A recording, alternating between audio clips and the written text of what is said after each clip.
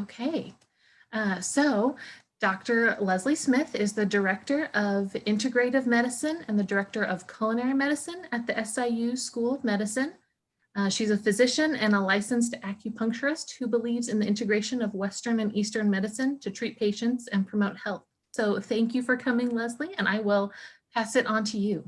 My pleasure. My pleasure. Thanks so much for having me. I'm really excited to start off the new year with some cooking classes. And it's very sad that we can't yet get together in person, but at least we can kind of work together online. So do please feel free to stop me. You can put things in the chat. I've got the chat screen. I've got two computers going here at the same time. You can see my hand gestures kind of mimicking each other.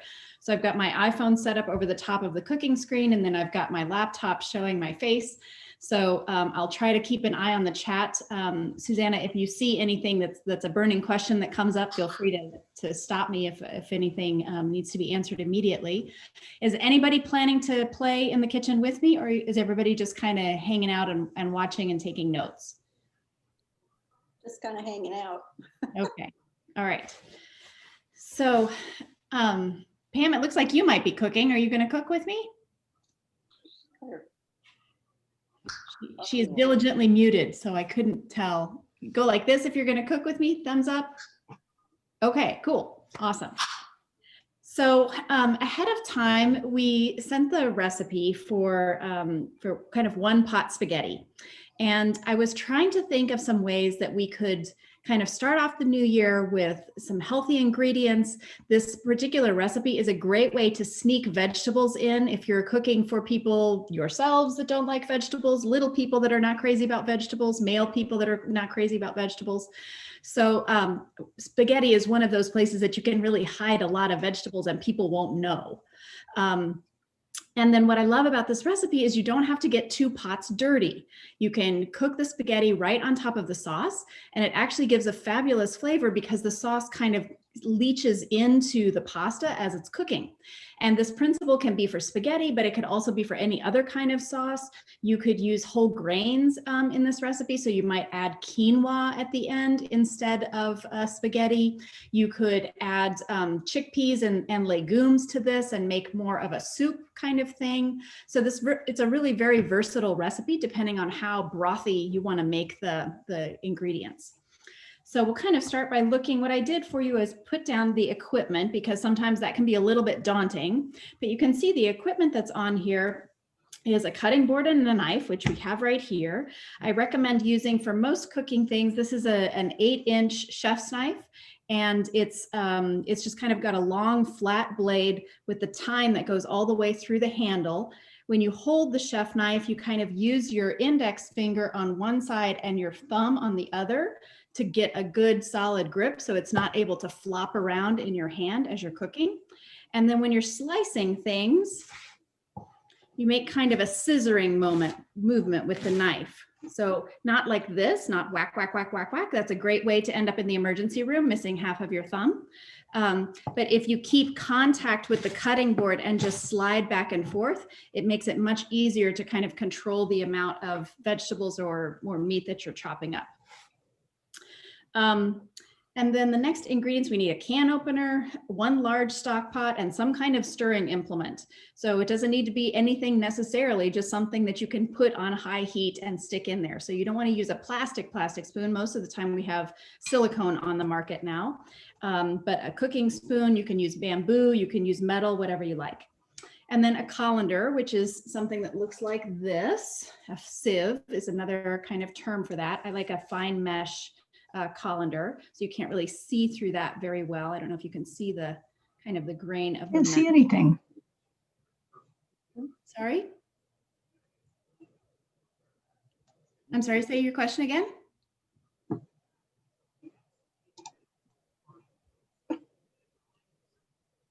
Okay, I'm going to assume that the person got their question answered. Okay. And then measuring cups and spoons so that we sort of know how much of the things we're putting into this recipe. So I gave you your ingredients list there. So a little bit of olive oil, a half of a, or anywhere from a half to a full size medium onion. And here's a medium onion. It's a little bit smaller than my fist, if you can see that. So that's kind of how I judge them. Small onions are significantly smaller than my fist. Large onions are bigger than my fist. So I just kind of use my fist as a loose guideline. And I chose a red onion, but you can use a yellow onion. You can use white onions. Any kind of onion is fine. Leslie, can I pause you for just a minute? Sure. Megan had a suggestion. The person who maybe couldn't see, you might want to change your view. If you have it on speaker view, you might be missing the camera that is showing her hands. So in the upper right corner, if you change to gallery view. So I just wanted to throw that out there. You might be able to see all of the screens. Okay. Thank you. I appreciate that. So then mushrooms, again, we can use any kind of mushrooms here, white button mushrooms, brown mushrooms, porcini mushrooms, shiitake mushrooms, anything. And then ground beef, you can use ground beef, you could use ground lamb, ground chicken. And then I'm going to use actually a plant alternative, which is the Impossible vegetable stuff that you may have heard about. They've got Impossible burgers at Burger King and a couple of other places. So I'm going to show you what that looks like before it's turned into a Burger King burger. And then tomatoes. So I was joking with Susanna earlier that I was kind of a beanhead. I had already gone to the grocery store to get my last minute mushrooms and spinach because I wanted those to be fresh and beautiful for you. And then realized that I had used my last can of crushed or diced tomatoes over the weekend. So I pulled out things at 5 o'clock getting ready for this class, and I didn't have any tomatoes. So I do have tomatoes in the freezer. So I pulled out and defrosted some tomatoes and then opened a can of tomato sauce. And so we're just going to roll with it. This recipe is kind of intended to be a guideline. So you can play with what you have in your pantry and kind of make adjustments around that as you need to. 2 tablespoons of tomato paste, some broth of some sort, some spaghetti or any other kind of pasta. We just don't want it to be really, really long when we put it in the pot. And then spices, some kind of sweetener. Spaghetti sauce is one of those things that tastes a little bit funny if it doesn't have a teeny little bit of sugar in it. So this doesn't need a whole lot of sugar. I'm going to use a sugar alternative called monk fruit for you today because it's low glycemic index. And so it's great for people that have diabetes or are watching their sugar for other reasons. Salt and pepper to taste. We can use a little Parmesan cheese or some other kind of cheese. And then I do like a little bit of vinegar, a little bit of that sour in my pasta sauce as well. So that gives me kind of the umami and the pungent flavors coming from the onions and garlic. It gives me the sourness and the pungentness of the tomatoes. I've got all those fresh herbs, which actually, when you plug your nose, if you try this is really fun actually. If you try eating a basil leaf or a mint leaf or oregano or something like that, sprinkle a little bit on your tongue and then plug your nose. It will taste really, really bitter. And then you open your nose back up and you smell the flavor of the basil or the oregano or whatever. It's quite a fun little experiment. I thought maybe more of you would be cooking with me, so we were going to do that, but I'll just tell you about it. You can experiment on your own. And then some vegetables. So I grabbed some additional leek that I'm going to chop up and use and some spinach. But really, the other nice thing about this kind of pasta sauce is that it can be a dump for all the rest of the vegetables that you have in the refrigerator. You have like 1 carrot left or 1 stalk of celery. And so this is a great way to kind of get that into your meal without wasting foods.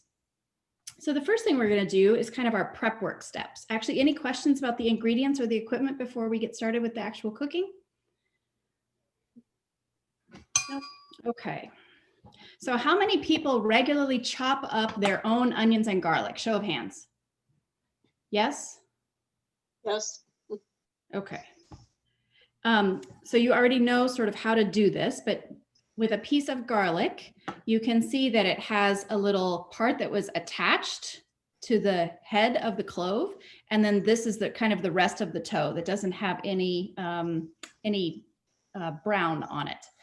So what you do is chop off closely that little edge of brown, and using the flat side of your knife, just crush it, okay? This is also a great way to peel garlic if you don't buy it peeled ahead of time. I love the Asian grocery store for garlic on Wabash because they sell these big boxes of peeled garlic. So it's fresh garlic without all the having to pull it off of the cloves. And it's like $1.50 for 50 cloves. It's ridiculously inexpensive and it saves me a ton of time. So professional trick. So then now I've crushed the garlic with the inside of my chef's knife, and using that technique that I was showing you just a few minutes ago, I'm going to hold down the end of my knife and chop that finely. Now, garlic, one of the reasons that it is so healthy and beneficial for you is this component called allicin. And allicin lives inside of the cell walls of the garlic, and it doesn't get activated until those cell walls get crushed. So you should always crush your garlic before you chop it to maximize the health benefits. That's where the stuff that's good for high blood pressure and the stuff that is really, really good for warding off any infections, all of that kind of comes from components of the allicin. Okay, so now my garlic is nice and finely chopped. I'm gonna put that over to the side. Because I'm using quite a bit of leek, you guys, this is the unchopped leek and this is the chopped leek that I already sort of did ahead of time. I'm only gonna use half of my onion. Just like garlic, it has an attachment that was kind of growing in the ground. This is what had the roots on. This is the opposite end of the bulb. So in order to quickly chop onion, I'm gonna cut off both of those ends. And I know I've done it correctly because I'm looking for the circle. And then I chop off the other end, cut this in half. And now I can very easily peel off the papery outside of the onion. If I try to do this before I've chopped the onion that little bit, this is a real pain to try to get off.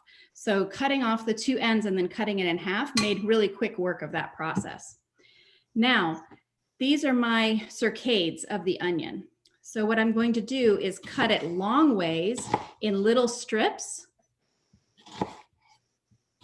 And this is going to minimize the amount of crying that I do when I'm chopping my onion. There are two things that kind of release the components in the onion that make your eyes tear. One is using a dull knife. So if you find yourself cutting into an onion and immediately crying, it's because your knife needs to be sharpened. The other thing is letting the onion go too long. So now you can see that here were my cercades, right? My rings. And now I've cut this into long strips. And so I can very quickly mince it into fine little pieces of onion. See how quickly that goes? And now I don't have tons and tons of onion smell in my kitchen making me cry. Easy peasy. All right, so that's our garlic, that's our onion. I've already brushed off the mushrooms and chopped and sliced them. I made kind of thick slices because onions shrink down by at least 1/3, if not 50%, when you put them in the hot oil. So I want them to still kind of be something that I can put in my mouth and feel the texture of a mushroom. If you're trying to hide mushrooms in food for little people or for, other people that don't like vegetables, chop them really, really finely, and they will take on the texture of the ground meat that you have in the dish, and they won't know. So chop them really small, all right? And then we've got our tomatoes ready to go, and my herbs I'm gonna use dried this evening. So that's all my prep work. And now I'm gonna turn off this camera and switch over to my phone only and move over to the stove top so everybody can see a little bit more easily. So I'm going to stop this video. Okay. Forgive me for just 1 second while I get this part set up.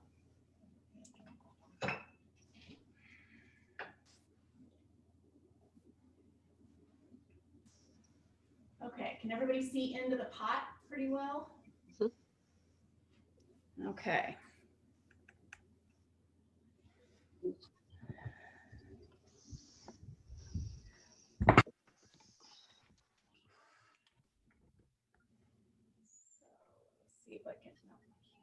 Okay. So what I have set up here on the counter is tomato paste, which I personally like to use out of a tube when I'm using small recipes, because I only need a couple of tablespoons of this. So it doesn't necessarily need to be this brand, and there's absolutely nothing wrong with using a can. Cans of tomato paste are really, really inexpensive. But if I'm only going to use a couple of tablespoons, then I like to try to minimize the amount of waste that I have. So I like it out of a tube. I didn't put this in the recipe, but this is another one of my favorite ingredients to use in pasta. Can you guys read that? This is anchovy paste. Anchovies have fantastic omega-3 fatty acids in them. They're wonderful protein builders if you're concerned about getting good protein into your diet, or if you're feeding people that say they don't like fish and that they don't ever want to eat fish. You can hide a teaspoon of this in their pasta sauce and they'll never know. Can you see where I'm coming from here with all this?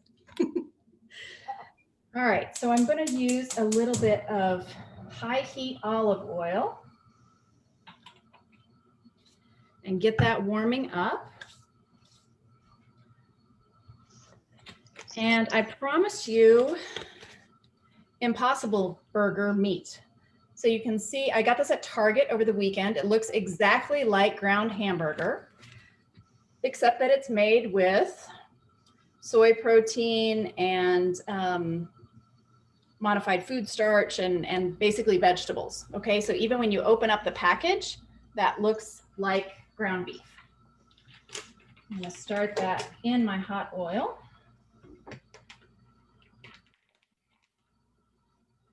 Everybody doing okay so far? Any questions?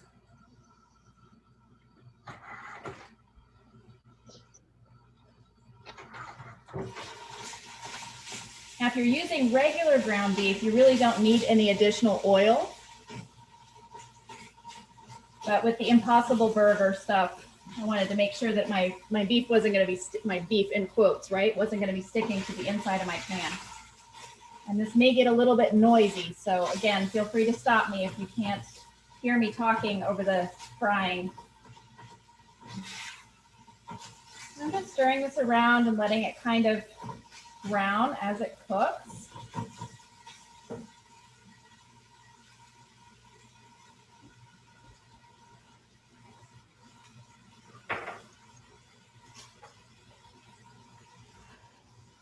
And I am going to go ahead and add my onions to this, not my garlic quite yet. But I'm not really expecting, like with regular ground beef, when you buy, for example, 85% lean ground beef, you expect that 100 minus 85, which is the meat, is going to be 15% fat. So you have to drain off about 15% of a pound of fat afterwards, right? When you're pounding ground beef. So the higher the percentage you purchase, the less goes in the garbage can after you've browned it, after you've cooked it.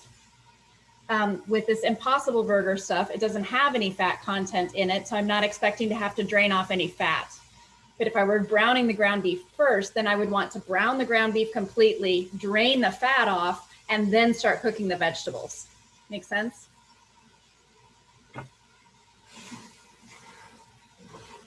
So I can smell that this is already smelling literally like ground beef. It's kind of amazing.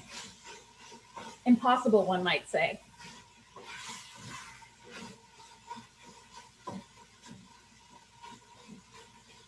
I turn my heat down to medium a little bit as that's starting to get pink. Now, nothing says that I have to cook this all the way through. Can you see on the camera that it still is a little bit pink, that it's not 100% brown? Nothing says that it needs to be 100% brown before I start adding my other vegetables to that, okay? So I'm gonna go ahead and add my mushrooms. Again, I haven't added my garlic yet. And the reason for that is I'm still waiting on those cell walls to continue to break down. So I'm maximizing the amount of allicin I'm getting out of the recipe. And I'm just kind of tossing my mushrooms around in that little bit of leftover oil. And they're gonna start to sweat. Oh my goodness, you guys, it smells amazing. My onions are starting to get a little bit translucent. So translucent means I can start to see through them a little bit.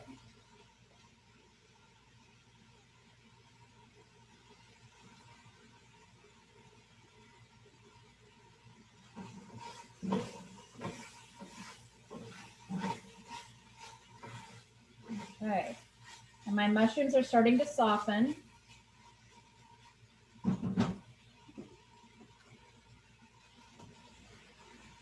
So now I'm going to add my leeks, and this would be a good time to add carrots or celery or other kind of hard vegetables that you want to add, maybe some zucchini or some yellow squash, and you can either chop that up or grate it in there depending on how much hiding you're having to do for your family.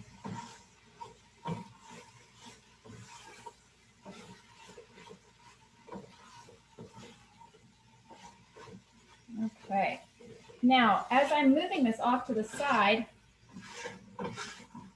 you can see that there's an area of my pan that got a little bit hotter than others, this brownish part right here. Don't worry, I'm gonna bring that back into the sauce when we start deglazing the pan in a few minutes, because all those beautiful browned bits give a lot of flavor. It's a nice caramelization. One of my favorite cheats for making quick dinners is to have a kettle, a hot water kettle. So I've put 3 cups of water in there, and I'm going to start that boiling, because then it will already be boiling hot before I put it in the pan, and everything will cook a little bit faster.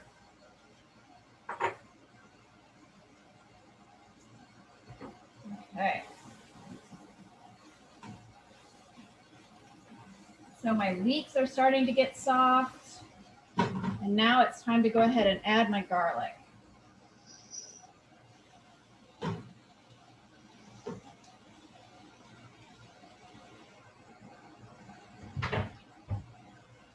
I do really love cooking with an enormous cutting board like that, because I can make all kinds of fancy little piles of all my different vegetables, and I don't have to make, quite such a mess.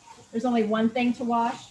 Somehow that feels like a lot less cleanup than like 5 cutting boards by the end of the evening. I don't know about you guys, but okay. So this is starting to get nice and soft. I can smell that my garlic is cooking. Okay. And now is actually the best time to add things like spices like pepper. Pepper responds really well to blooming, and blooming is kind of it's a technique that is mostly used, I think, in Indian cooking and in Asian cooking, where you heat the spices up for a few minutes first before you add the rest of the food. So it's a little bit reverse of the way that we do it in Western countries. So I'm going to grind a little bit of pepper. And this is not the same for herbs. Herbs are the things that look like plants, right? But spices are like the seeds. So coriander and pepper and cumin and all that sort of thing really respond nicely to blooming. So it heats up the oils and allows the aromatic components of the spice to really permeate the food a little bit more strongly. I also like to salt just a teeny bit. If you're watching salt, then obviously skip this part. But I like to add a little bit of salt at this point because I can caramelize the food a little bit more. If I've dehydrated it by adding salt to the outside, it kind of pulls a little bit more of the water out and intensifies the flavors. So I'm going to give just a few turns of salt. There was a question in the chat about what kind of cutting board I'm using. I like a silicone cutting board, so that I can put, if I accidentally put something hot on it, it doesn't melt on me. Wood cutting boards are actually really difficult to keep clean. So I like them. I like bamboo cutting boards if I'm going to pick something wooden for, for a vegetable board or something like that. But they're very difficult to keep clean, and I wouldn't recommend cutting meat on a wooden or a bamboo cutting board. I would use only plastic for that, because you can really kind of scrape down into the crevices to get the meat more clean. All right, now I'm trying to kind of follow the recipe here, you guys. I'm really bad about that. All right, so let's throw in a little vinegar.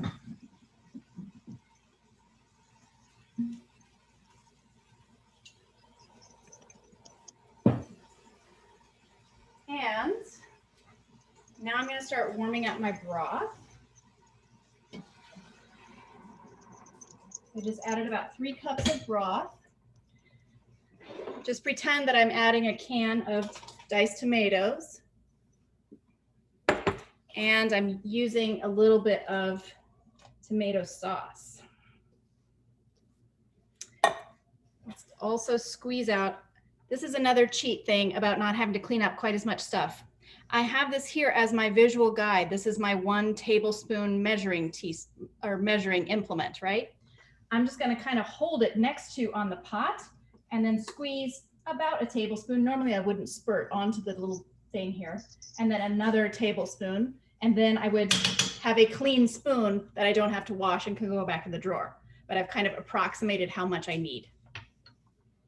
For the anchovy paste, I'm gonna just add a little squirt, about a teaspoon or a tablespoon. Have you all heard of this term umami? It's kind of the literal translation from the Japanese is the flavor of deliciousness. It's the kanji of that term umami. You know, kanji is the letters that you have in an Asian culture, right? So it's a picture. So the 2 pictures are of lamb and fish, kind of fermented fish. So it's sort of that earthy smell that comes up whenever you eat either one of those things. It's kind of this richness. So anchovy paste is one of the great ways of getting a really rich kind of umami, pleasant flavor in the sauce, as well as getting all those additional health benefits of having the omega-3s and the fish components. So what would I substitute for the anchovy paste if you want nutrition, but also want it to be vegan? I would use a variety of multiple different kinds of mushrooms. So use kind of darker mushrooms. They have a little bit more umami flavor. You might chop up finely some shiitakes using just the top, not the stems, because the stems are really kind of woody. Or you might brown some portobello mushrooms, roast them in the oven for a few minutes and then add them. You could also brown some nuts, in particular, some walnuts would be really good in there, and crush them up really finely. It'll give kind of a nice little texture to the sauce, but it will give a really good kind of umami flavor. All right. So now I have my sauce going, and you can see maybe that this is pretty liquidy sauce. It's not as thick as what comes out of the jar. I have scraped down kind of the edges where that brown stuff was a little bit adherent to the bottom of the pan. And it's starting to boil.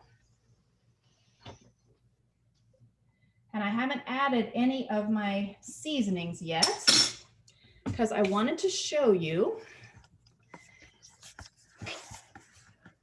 Can you all see this? This little row of spices here. So Italian seasoning is made up of marjoram, thyme, rosemary, savory, sage, oregano, and basil. So if you happen to like that particular ratio, that's totally fine. But if that's not a flavor that you particularly enjoy, these are really common staples that most people have in their kitchen. And so it's pretty easy to kind of make a sauce, you know, an Italian-based sauce, even if you don't have all of those components. The 2 main ones, of course, are oregano and basil. Basil is a little bit of a sweeter flavor, and oregano is a little bit more kind of rich and earthy to me whenever I smell those 2 things. And again, I really do encourage you to sprinkle a little bit of some of these herbs on your tongue and then plug your nose and see what happens. It's pretty cool. All right, so let's add some basil and some oregano. This is why I can never make the same recipe twice. And some thyme. Marjoram is one of those flavors that I'm not really too crazy about, but it does give a richness to the sauce. So I'm just going to use a little pinch of marjoram in my particular recipe. If you don't have savory, a very close cousin is I figured I could be 5 minutes late to that one. Julie, do you mind muting yourself, please? So savory is a little bit more subtle. Parsley has a really, really bright, intense flavor. So I like savory whenever I'm making Italian food, and parsley whenever I'm making Greek food. So I'm just gonna give all of this a little stir, and honestly, it looks kind of like tomato soup right now. It's quite liquidy. But the beautiful thing about this recipe, right, was adding the pasta right to it. So that's gonna not only thicken up, cook the pasta, but thicken up the sauce as well. All right. Oh, sorry, I forgot about the sweetener. So this is monk fruit. And it looks just like it sounds, M-O-N-K, monk fruit. And it's a 0-calorie sweetener. So absolutely nothing in terms of sugar on there. It's a sugar alcohol, and it granulates just like sugar. So I'm just going to use a teeny little pinch of that, because boy, is this stuff sweet. These sugar alcohols are really, really sweet. So where I might use a tablespoon or maybe even 2 of regular table sugar, the monk fruit just really needs a little sprinkle. All right, one more little stir. And then we need a quick taste before we put our spaghetti in there. And then while the spaghetti is cooking, we will talk about the nutritional comparison of doing this versus buying a can of ragu. All right. Pop, pop, pop, pop, pop. Yeah, let's do a little taste.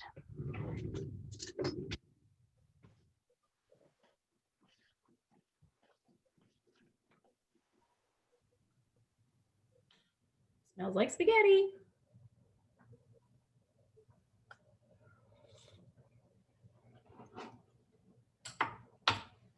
That's good, but needs more broth. So you can, the recipe calls for broth, actually. I'm a big fan of getting broth pastes. So I feel like I'm backlit. You guys can't see this very well. There we go. So this one is my favorite. This is Jameson's chicken soup base. I think I had to hunt around for this a little bit, but the last time I think I found it at Schnucks. They also make concentrated veggie broth or beef broth. And most of these, what I like about these is that they're made from chicken stock. Most of the time, the ingredients in these kinds of products are, the first thing is salt. And so then you're just kind of getting a bunch of salt. You're not really getting any interest or depth of flavor. But I really like these veggie concentrates or the broth concentrates. It also allows me to add a little bit of additional flavor if I want to the recipe without adding all that extra liquid. Plus, if environmental concerns are a concern for you, it costs a lot less to ship these products across the country than with all that water, right? Which we can just kind of get out of our tap. So the by weight, or what you're getting per unit volume, is much higher in a broth paste than it is if you're buying jars and cans of broth. Plus, it's a lot less heavy. Who wants to schlep all that stuff home, right? You don't want to carry that out of your car and into your pantry. So these broth pastes weigh a lot less, okay?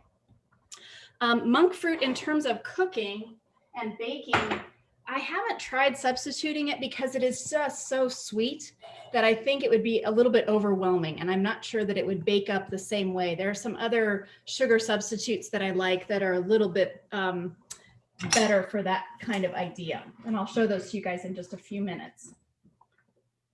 Okay, so I'm gonna add, because I'm using this fake beef, I'm going to add a little bit of beef broth. And you can see that this is pretty liquidy, right? It's not a paste like this one is. So either one would work. And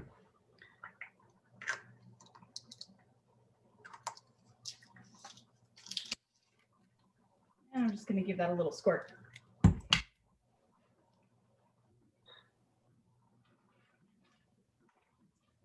Okay. Now you can see the ring on the inside of my pot of where this started off and how much has evaporated. Can you all see that from the angle where you're looking?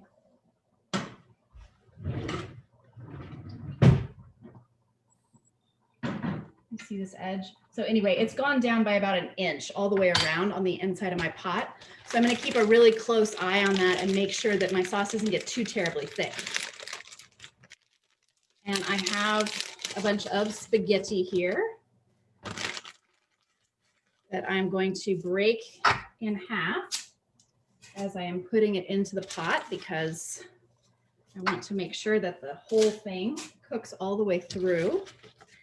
Pro tip, don't try to break the entire bundle because you'll embarrass yourself on live TV or live video conference. Not that I'm speaking from experience or anything. All right, we're gonna give that a nice stir because I don't want my spaghetti sticking together. And I think that already is maybe a little bit too thick. So I'm going to go ahead and add just a scooch more water. Can always thicken it up at the end. Okay. Very nice. So my spaghetti, this particular one, it usually is about 8 minutes or so. Yeah. So I'm going to throw my timer on for 8 minutes and turn this down to low because I don't want all that water boiling off immediately. Now this frees me up to make a little side salad or make some garlic toast or something along those lines, because everything is now cooking together, right? And happiness abounds. Okay. So what we're going to do instead is go back over here. And I'm going to share my screen with you, mostly because I think the light is maybe a little bit easier to tolerate over here, yeah? And we'll do a little comparison breakdown for this particular recipe. One moment, yeah, there it is. Okay.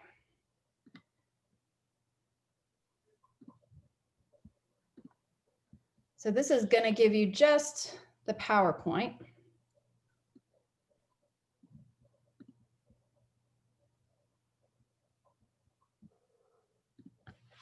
Okay.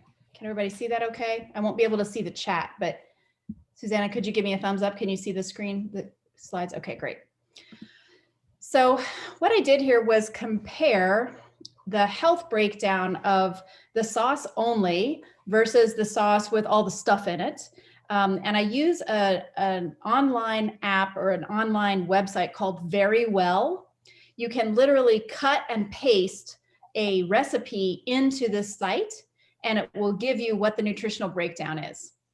So you can see that my sauce as written in the recipe book or in the recipe that I gave you guys, and I'm not including the mushrooms or the, anything like that, just the onions, the garlic, the tomatoes, the seasonings, the sugar, the vinegar, etc. Just the basic sauce is 45 calories per serving, which is very, very low.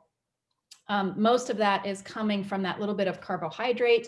There's some good fiber in there, 2.5 grams. And a little bit of calcium, some good iron, and some good potassium. On the right side of the screen is the complete recipe. So assuming we used beef and not the Impossible Burger, assuming we used mushrooms, assuming we used broth, assuming we used oil, and including the spaghetti. So you can see that this is a very, very healthy, recipe overall, only 317 calories per serving. And we've got some really good, because of all the tomatoes and so forth, and the beef that's in there, some good vitamin D, some fantastic calcium, and good iron. Oops. So when I look at that compared to the back of, on the right-hand side, I believe is the Target generic organic brand. And on the left is either Ragu or Prego. I don't remember. Oh, Prego. you can see that so I tried to compare the same amount. So my recipe makes 28 ounces. These are 24-ounce jars. You can see that the calories are double almost sorry, not double, that's an exaggeration, 1.5 times. So from 45 to 70, about 1.5 times in terms of caloric value. And the amount of protein is much, much lower. The total sugars, especially even, this is a generic organic brand, still 7 grams of sugar, much, much higher. And then when we compare kind of the health breakdown for this, when we're cooking fresh, we're getting tomatoes, which are full of carotenoids. And carotenoid sounds like carrot for a reason. It's kind of all those antioxidant components that we know that are in red and orange colored vegetables. Lycopene is an example of one of those, which is known to reduce the risk of heart disease and cancer. You're also getting all those lovely carotenes, the alpha and beta carotene, as well as lutein. Tomatoes are also full of fiber. You're getting lots of good vitamins, vitamin C, vitamin K, folate, and potassium. Garlic and onions are my favorite things to prevent and treat colds and flus. They are so broadly antimicrobial, and microbes meaning bacteria and viruses as well. So I cook constantly with onions and garlic, especially in the fall and the winter time. They also have a very interesting chemical compound called quercetin. And if you're familiar with taking an antihistamine, if you're somebody that suffers from a lot of allergies or tends to have kind of a drippy nose in the wintertime, a lot of that is as a consequence of histamine production. Histamine is a normal thing that we want to produce whenever we're starting to get infected with a virus, because we want to literally wash that virus out of our nose, right? We don't want it clinging to the inside mucous membrane in our nose and making us sick. But quercetin works upstream of where histamine is produced. Sorry, I forgot. Histamine is the thing that makes you have that runny nose. It's the thing that kind of turns on the nose faucet.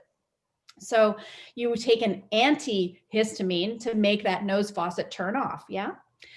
Well, histamine works at kind of a level several steps down, the domino effect. And upstream of that is a place that quercetin works. So quercetin, like I said, is a plant compound that actually works to stop the histamine production. And so it's very, very powerful for people that have allergies or that have kind of that wintertime drippy nose. I would highly recommend cooking with lots of onions and garlic for that reason as well. And then mushrooms, even little white button mushrooms kind of get a bad rap these days. We tend to kind of go for things that are a little bit maybe higher end or however you want to say that. But even white button mushrooms are full of fiber. You can tell that because when you bite into them, you really have to chew them. They actually are very high in protein, which we wouldn't normally associate with a mushroom. And they're good with high amounts of vitamin D and vitamin B12 as well. So when we look at the cost breakdown, sorry, I'm just going to give my spaghetti a little stir here. I don't want anything sticking to the bottom of my pot or to each other. So when we look at the cost breakdown, I gave you the list of what I found in our local Target was the cost of a 24-ounce jar of ragu, a 24-ounce jar of Prego, and a 24-ounce jar of their organic. My sauce is getting a little bit sticky, so I'm adding just a little bit more water so that pasta has lots of room to grow, to absorb that water, and to move around a little bit in my pot. Sorry, a little too much multitasking. Okay. And so when we looked at the fresh ingredients, so the average between those three was about $1.89 for 24 ounces, which is pretty cheap. I mean, you wouldn't necessarily think that something that you would make at home would actually cost less to make. But I calculated how much it costs for a can of diced tomatoes, a can of tomato paste, of which we only needed about 2 tablespoons. So about not even a third of that little 6-ounce jar would be about 25 cents. Onions are 80 cents a pound. And so for 1 onion, you need about a quarter, 25 cents. Garlic is 69 cents a head right now at Hy-Vee when I was there earlier. And we need 4 cloves, so that's about 25 cents. But like I said, if you go to the Asian grocery store and you get 40 or 50 cloves for $1.99, then you're saving yourself a lot of money there too. And then the total cost of the spices, I just guesstimated to be about 15 cents, depending on how much you're using and how fresh they are and all that sort of thing. So the total is really equivalent. I calculated about $1.79 for 28 ounces of sauce. So I was quite pleased about that. And it sounds like our spaghetti is basically the same, is basically done. Oh, I see a question in the chat. How does maple syrup change the taste as a sweetener? So maple syrup, the really heavily processed kind, doesn't have a whole lot of interest in terms of flavor, right? It'll be a little bit richer. It'll have kind of that maple syrup standard flavor, but you won't be able to tell it in a savory sauce because most of your seasonings are the onions, the garlic, the other vegetables that you're adding, et cetera, et cetera. So it's not going to change the taste very much. A lot of people like using maple syrup because it's a little bit less processed overall. It's less processed than bleached white sugar, certainly. And it has a slightly lower glycemic index, so it doesn't raise your blood sugar levels quite as high as white processed sugar does.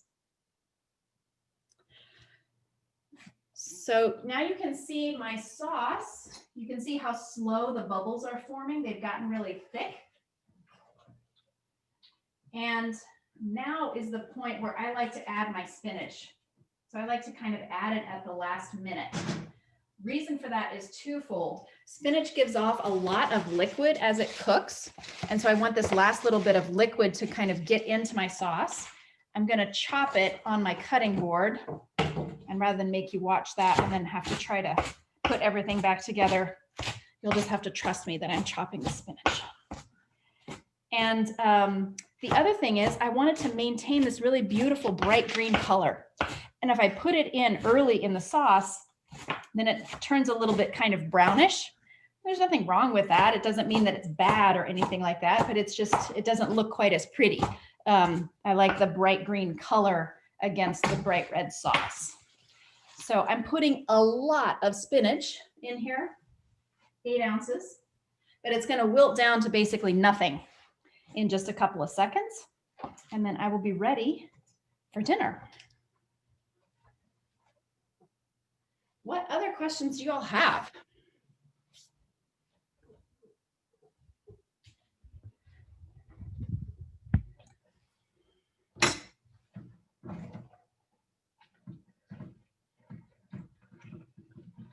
What would you like to learn to cook next time?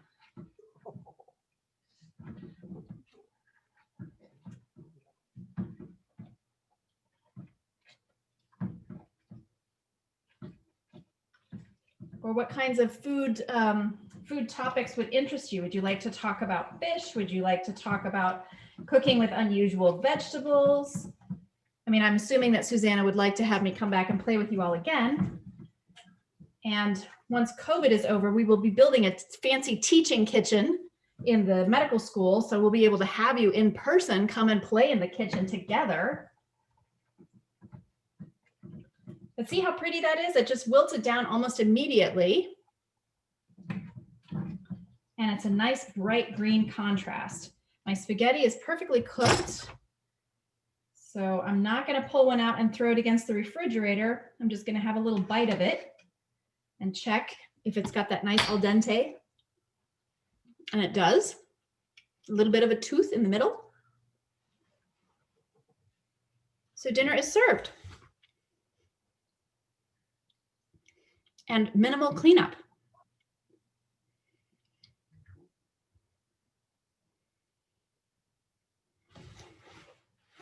That was wonderful. Thank you. Can I get a check-in with Pam? How's it going over there? Thumbs up, thumbs down? You're still muted, Pam. Thumbs up, is it going well?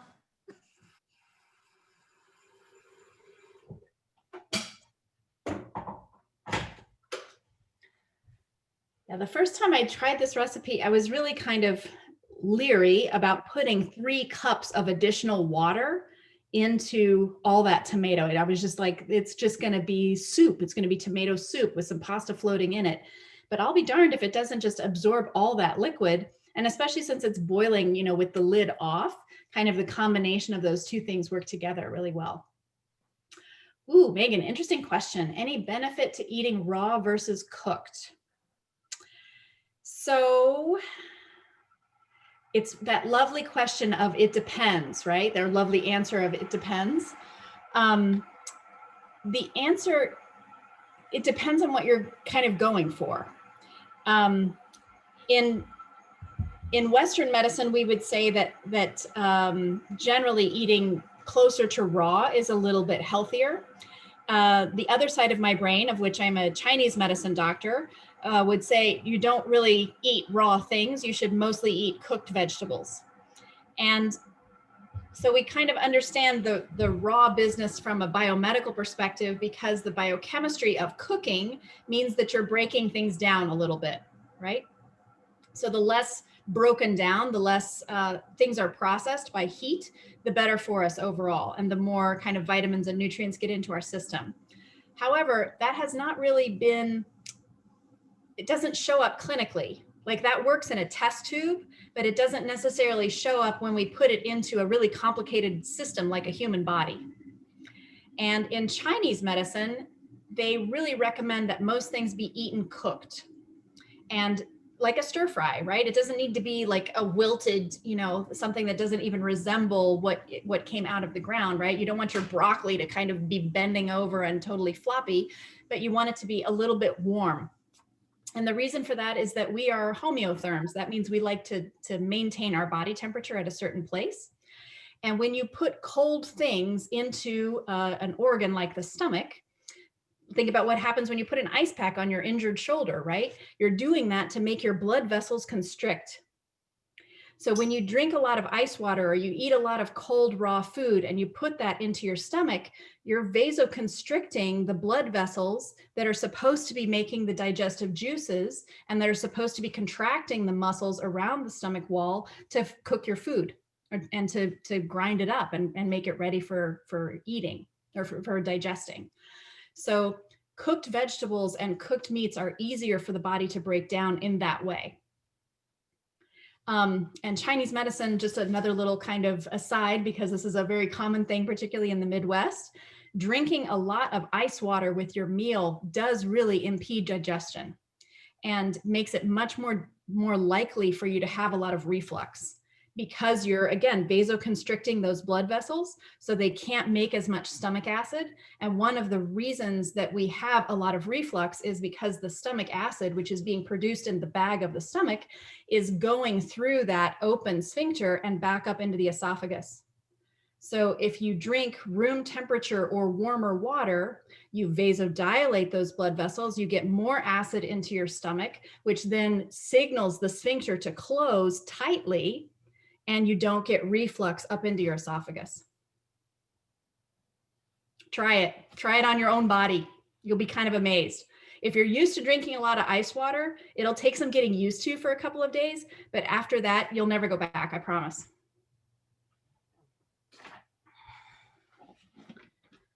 All right, so we have a request to maybe learn about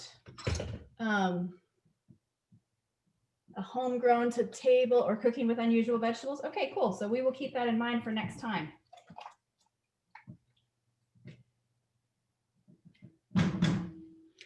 Well, it has been a real pleasure cooking with you all today. And I thank you for all your smiling faces and for your questions in the chat and so forth. If there's anything else we can do for you, just don't hesitate. And if not, then I will kind of turn it back over to Suzanne. All right. Well, I just want to say thank you. This was lovely. I'm looking forward to trying this later. This was great. Thank you so much. My pleasure. Have a wonderful evening and Happy New Year. Healthy eating, everybody. Bye, everyone. Bye-bye.